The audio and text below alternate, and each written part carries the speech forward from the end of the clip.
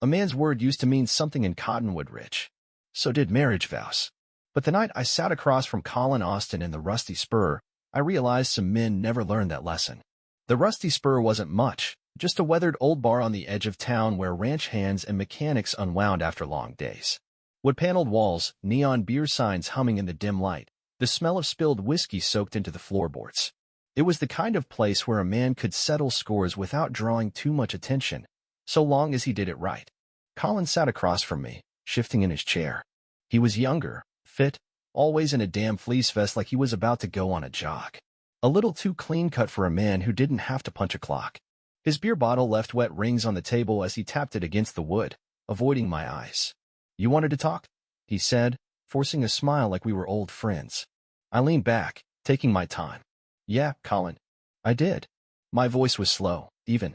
The kind that made a man lean in, not because I was quiet, but because he knew damn well he better listen. "Been hearing things. Thought you might want to set the record straight." His throat bobbed. "What things?" I studied him. Watched the way his fingers tightened around the bottle, the way he didn't touch his drink. A guilty man always worried about keeping his hands busy. "Things about you and Willow." I said it plain. No drama. Just fact. He exhaled through his nose, tried to play it off with a weak chuckle. "Sheriff, I held up a hand. Don't lie to me, son." His mouth shut. Smart move. Outside, the wind rattled the old windows, carrying the smell of rain off the prairie. Inside, the bar carried on pool balls cracking, low voices murmuring. But between me and him, there was only silence. You ever look a man in the eye and tell him you ain't done something, only for him to already know the truth? I asked, tilting my head. It's a bad place to be sitting, Colin. He swallowed hard, glancing toward the door like he was considering his odds. I could see the wheels turning. Was I bluffing? Did I know for sure? I let him stew a second before leaning forward, voice dropping low. "I know you met her at that school fundraiser. I know it didn't stop there. I know you've been sneaking around like some lovesick fool, telling her all the things she wanted to hear." I let the words sink in, then added, "And I know it's over now." His brow creased. "Over?" I nodded. "Over. You ain't seeing her again. You ain't talking to her again. You're gonna pack up your little fantasy and walk away, quiet-like. No mess. No trouble." That's me being polite. His jaw tightened. "And if I don't?" I smiled, just enough for him to see I wasn't in a joking mood. "Then we do this the hard way." Colin's breath hitched. He wasn't stupid. He knew I wasn't talking about fists or guns. Those were boys' games. No, if he made me deal with this my way, he'd lose a whole lot more than a black eye. I let the moment stretch, then sat back. "You got a wife, Colin. Got kids, too. Pretty little house on Sycamore Lane, white picket fence, whole 9 yards. Be a damn shame if all that went away over something stupid." His nostrils flared. "She came to me, Bennett. Said she was lonely. Said you didn't pay her no mind." I nodded slowly, rolling my shoulders. "That's how these things start. But you weren't supposed to be dumb enough to go through with it." He had the nerve to look wounded, like I'd done him wrong. Like I was the bad guy for sitting here, laying it out plain. I drained the last of my coffee and set the cup down easy. "I ain't gonna sit here all night, Colin. You understand what I'm telling you?" He hesitated, then nodded. "Good." I slid my chair back, standing slow, adjusting my hat. "I suggest you get your head on straight." I started to walk off, then paused, looking back over my shoulder. "And if I ever see you near Willow again, we'll be having a different conversation." I left him sitting there, staring at his drink like it held all the answers. Outside, the night was cool, the scent of rain thick in the air. I took a deep breath, the kind that settled a man's thoughts. This was far from over. This was just the first move. The walk back to my truck was slow. Not because I was tired, but because I was thinking. Thinking about Willow, about Colin, about the way things used to be before everything turned sideways. The air smelled like wet dirt, and the clouds hung low over Cottonwood Ridge, the kind that promised rain but never quite delivered. I climbed into my truck, shut the door, and just sat there for a moment, staring at the darkened storefronts lining Main Street. The town was quiet this time of night, the way I liked it. A few porch lights flickered here and there, casting long shadows over the cracked sidewalks. I reached for the glove compartment, pulled out an old tin of mitts. Popped one in my mouth, let it sit there while I stared out the windshield. The truth had a way of settling in a man's gut, heavy and hard to shake. Willow had always been quiet. Not cold, not mean, just quiet. She was that way even when we first got together, back when I was a young deputy with a full head of dark hair and a hell of a lot more patience. She smiled more back then. Laughed. Used to hum to herself when she cooked. I couldn't tell you the last time I'd heard her do that. Maybe I had been too focused on the job. Maybe I should have noticed the way she'd started looking past me instead of at me. But hell, a man does his duty. He provides. He works hard. He keeps the roof over their heads and food on the table. That used to be enough. I sighed through my nose, set the mints aside, and pulled out onto the road. The tires crunched over loose gravel as I turned onto Sycamore Lane, heading home. When I pulled into the driveway, the house was dark except for the porch light, Wyatt as always. I killed the engine, sat there for a beat, then grabbed my hat and stepped out. The boards creaked under my weight as I climbed the steps. I didn't bother unlocking the door slow. I wasn't in the mood for sneaking around in my own damn house. Willow was sitting on the couch, arms wrapped around herself, the glow from the TV painting her face in flickering light. She looked up when I walked in, eyes rimmed red. She'd been crying. I shut the door behind me and shrugged off my jacket, hanging it on the old wooden peg by the door. You gonna say something? She swallowed, shifting in her seat. Where were you? I let out a slow breath, crossed the room, and lowered myself into my old chair, the leather creaking under my weight. Talking to Colin. Her breath hitched. She turned her face away, fingers tightening around the throw blanket draped over her lap. Go on, then, I said, resting my elbows on my knees. Tell me how it happened. She hesitated. Bennett, I held up a hand. I don't need excuses. Just the truth. She wiped at her eyes, took a shaky breath. It just happened. I didn't plan it, I swear. That what you tell yourself? She flinched. I was lonely. I nodded slowly, rubbing my hands together. Lonely. You were never home. You were always working, always busy with the town, with everyone else but me. Her voice was soft, not angry, just tired. I felt like I didn't exist. I let the silence sit between us, heavy and thick. So you into him. She sniffed. I don't love him. That part didn't matter. Love had nothing to do with it. I sat back, folding my arms over my chest. You done with him? She hesitated just long enough for me to feel it. I narrowed my eyes. Willow. She nodded quickly. Yes. I swear. I ended it. I stared at her a long moment, studying the way her hands fidgeted, the way her shoulders curled inward like she was bracing for something worse than words. A part of me wanted to yell, to throw something, to put my fist through a damn wall just to feel the shock of it. But that wasn't me. Had never been me. Instead, I nodded once and pushed myself to my feet. All right. She blinked. That's it. I grabbed my hat off the side table, dusted it off. For now. She looked like she wanted to say more, but I was already walking away, heading down the hall to the bedroom. I shut the door behind me and leaned against it, closing my eyes. The old wooden floors groaned under my boots as I stepped toward the dresser, pulling open the top drawer. My badge sat there, catching the dim light, right next to my father's old pocket knife. I picked it up, turned it over in my hand. There was work to do. I wasn't done yet. The next morning came like any other. Sun creeping over the hills, the smell of damp earth still hanging in the air from last night's rain.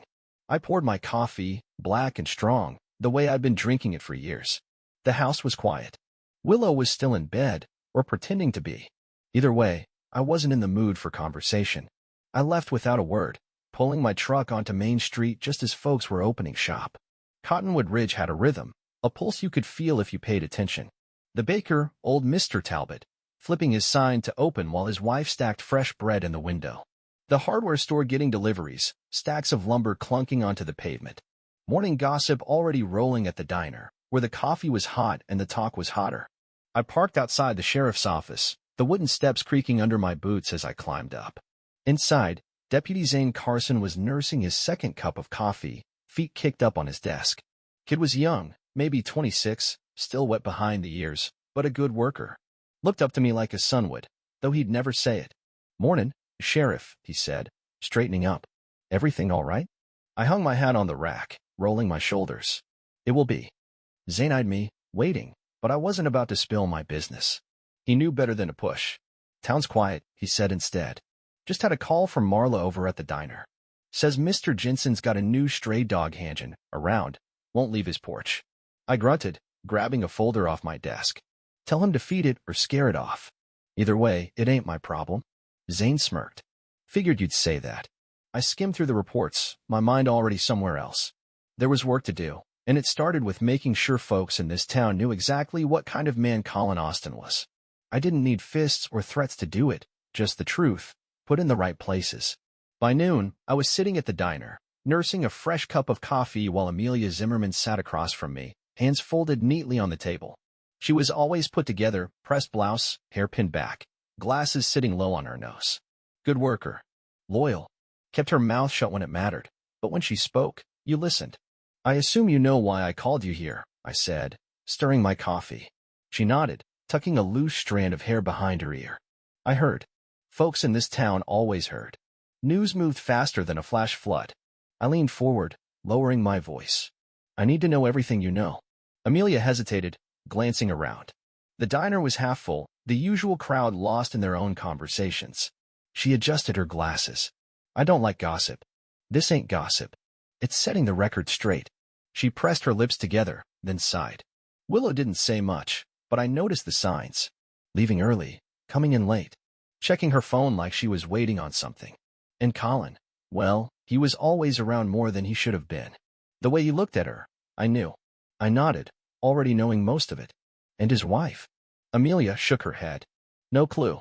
Either she's in denial or she just doesn't care. That didn't surprise me. Some folks would rather live in a lie than face the truth. But I wasn't about to give Colin that option. I set my mug down, meeting Amelia's eyes. There's a town meeting this Friday. Big one, lots of folks coming out. Her brow furrowed. You planning something? Just making sure folks know who they're dealing with. Amelia hesitated, then gave a small nod. You be careful, Sheriff. I smirked. Always am. By the time I walked out of the diner, I could feel it, the slow shift, the way people turned their heads just a little too fast when I passed. Word was already getting around. Good. Let it spread. By Friday, they'd know the truth. And Colin Austin wouldn't have a damn leg left to stand on. The town hall was packed. Folks filled the rows of folding chairs, murmuring in low voices while the air buzzed with anticipation. Meetings like this weren't just about business. They were social events, a chance for the people of Cottonwood Ridge to hear what was going on and, more importantly, pass judgment on anything worth talking about. I stood at the front, arms crossed, scanning the crowd. The usual faces were there, business owners, ranchers, old-timers who didn't miss a meeting even if it was just to complain about road work. Willow sat near the back, her posture stiff, hands clasped in her lap. She didn't look at me.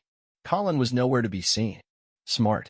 Mayor Ridley shuffled his papers, adjusting his reading glasses as he cleared his throat. All right, folks, let's get started. Got a few things on the agenda, but first, Sheriff Campbell's got something to say. I pushed off the wall, adjusting my hat as I stepped forward. The room quieted, all eyes on me.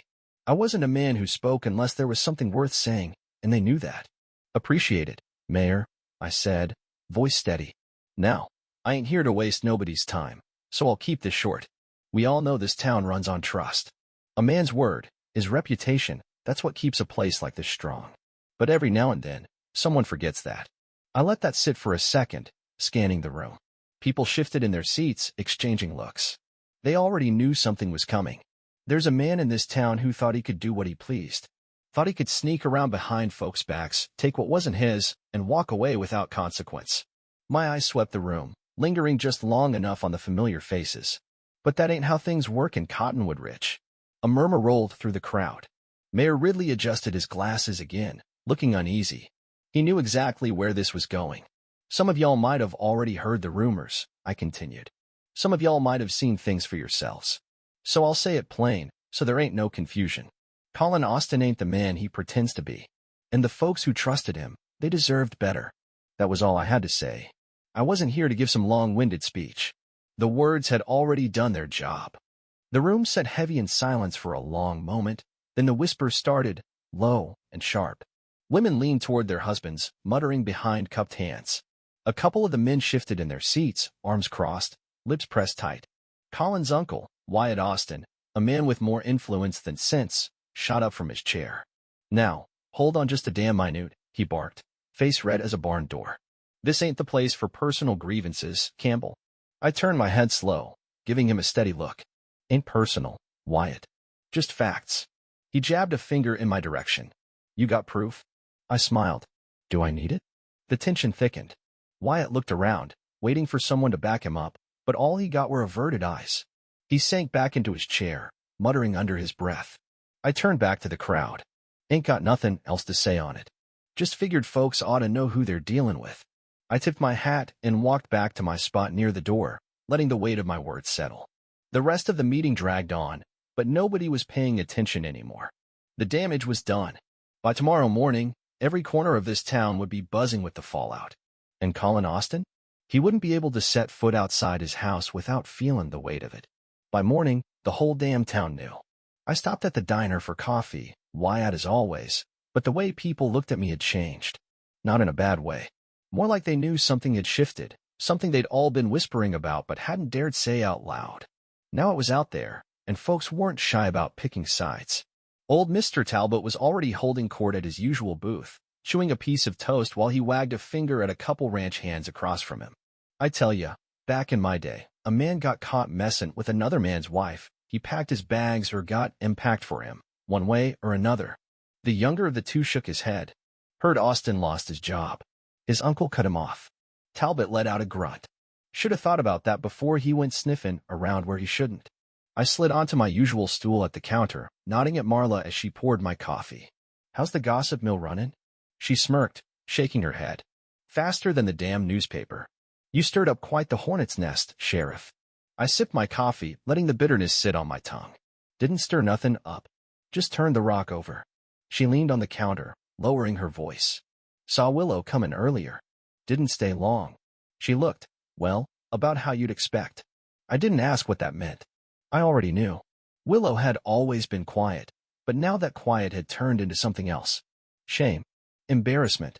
Maybe even regret, though it didn't much matter at this point. Marla hesitated, then set a fresh plate of biscuits in front of me. On the house. I knotted my T-bonnets and dug in.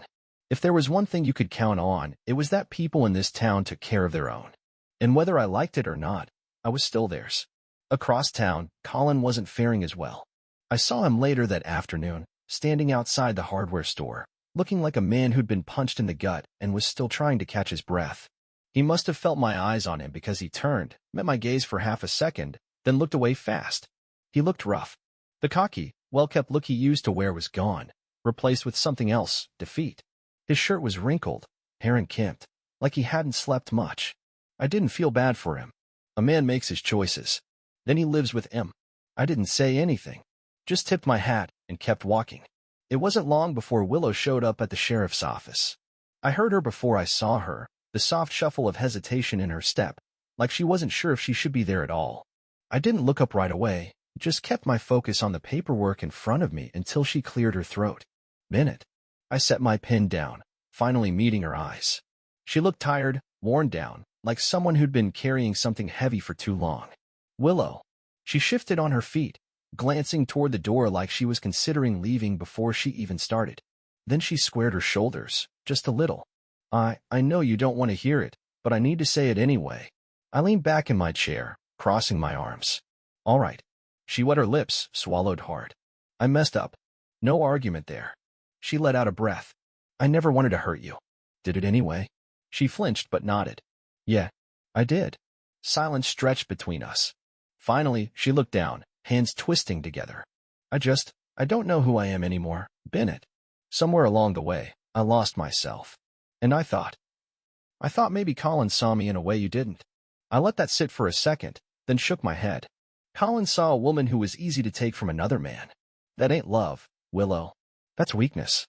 Her shoulders hunched, and for the first time in a long time, I saw something in her that almost resembled the woman I married, someone who had once been strong, once had fight in her. But that wasn't my concern anymore. She lifted her head. I just wanted you to know I was sorry. I nodded, slow. Appreciate you saying it. Her brow furrowed, like maybe she expected something else. Some kind of opening, a way back. But that door was shut.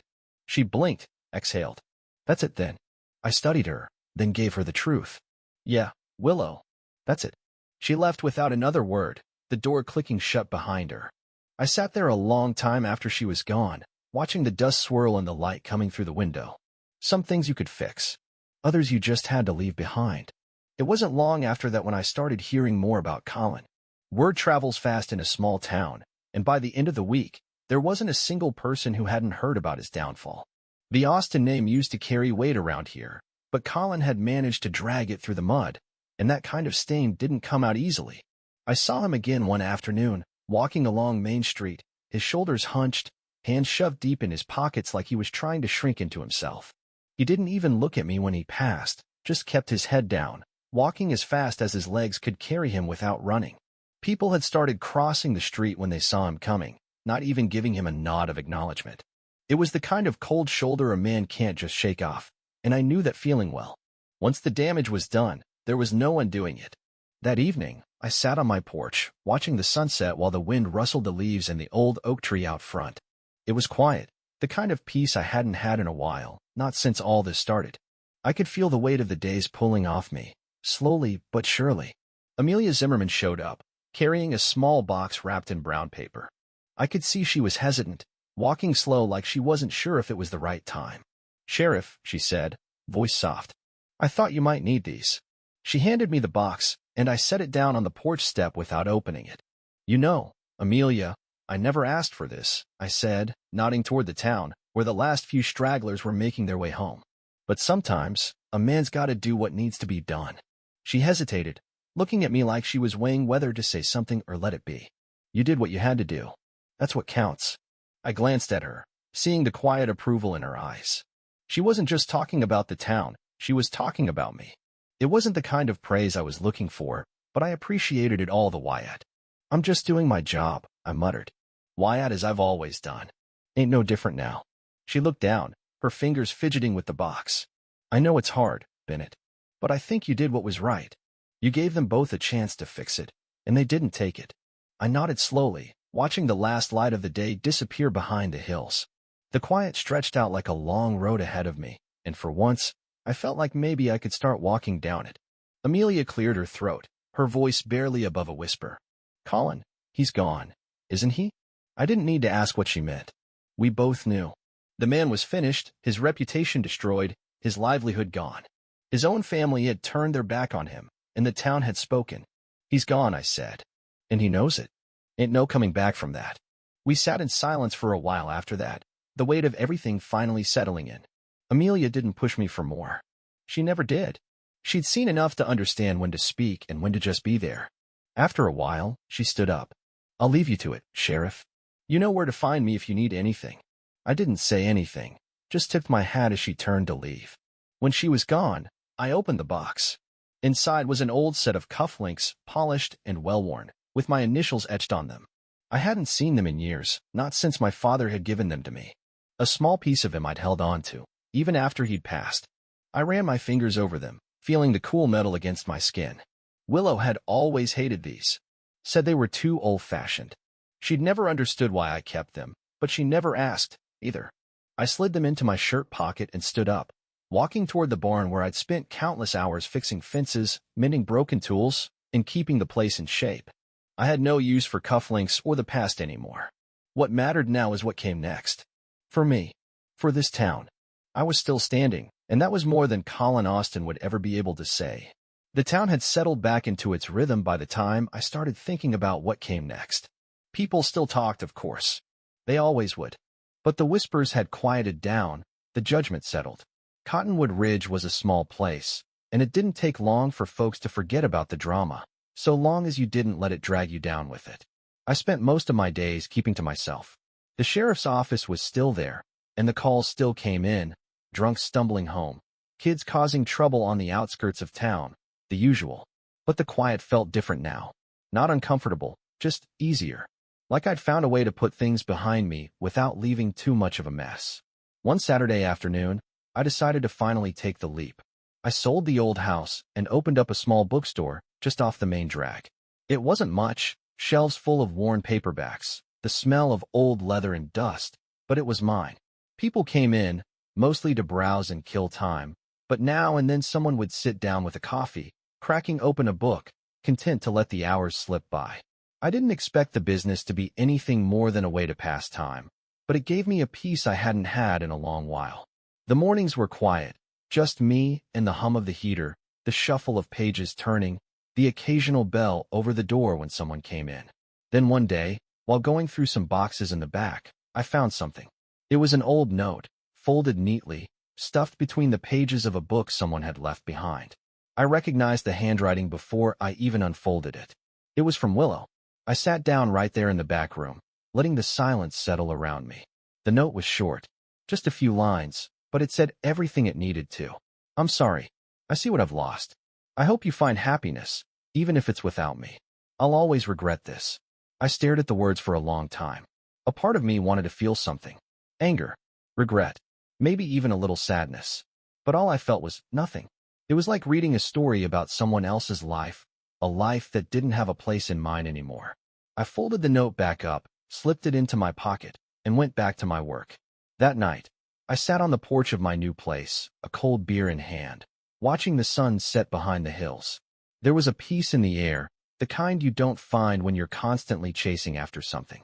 Maybe I'd lost a lot along the way, but in the end, I'd held on to the only thing that mattered. People came and went, but in the end, it was the ones who stayed true to themselves that lasted. I'd always known that, and now I knew it for sure. As I looked out over the land, the fading light catching the edges of the trees, I couldn't help but smile. The road ahead wasn't perfect, but it was mine, and that was all I needed. Colin Austen, Willow, they were part of the past now, and the past didn't get to decide what my future looked like. It was time to move on.